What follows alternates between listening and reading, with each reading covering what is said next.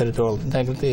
Ukraine's ambassador to the United States, Alexander Motsik, told VOA his country now has a legitimate government whose primary goal is to stabilize the nation. Now the main task is to work on economic issues and as well on security issues, on such issues as territorial integrity of Ukraine and non-viability of frontiers, and calming down the situation and strengthening stability.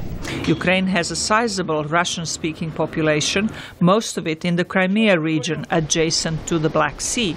People in that area have expressed concern about their future in Ukraine after the departure of President Viktor Yanukovych. Russian President Vladimir Putin has ordered an urgent military drill in Russian areas near the Ukrainian border. Western leaders have warned Moscow against any intervention in Ukraine. Motsik praised the United States and the European Union for supporting his country's independence and territorial integrity. It's very important to show to the whole world that nobody has the right to play any cards, including Crimean card. And it's important also to provide to Ukraine as soon as possible economic and financial assistance package.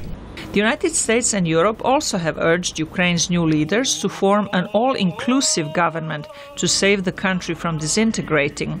Political analyst Ilan Berman at the American Foreign Policy Council in Washington says it does not matter which politicians will make up the new government, but rather what policies they will establish. I think you have a very significant, credible Russian threat of military force, among other things, certainly of Russian pressure, that is likely to steer the process, at least somewhat, so that candidates that emerge do emerge in part because the Russian-speaking parts of Ukraine find them acceptable.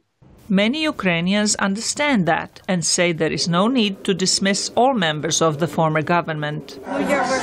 There should be some old ones, but the majority should be from the new ones. And some think it was wrong to disband the riot police.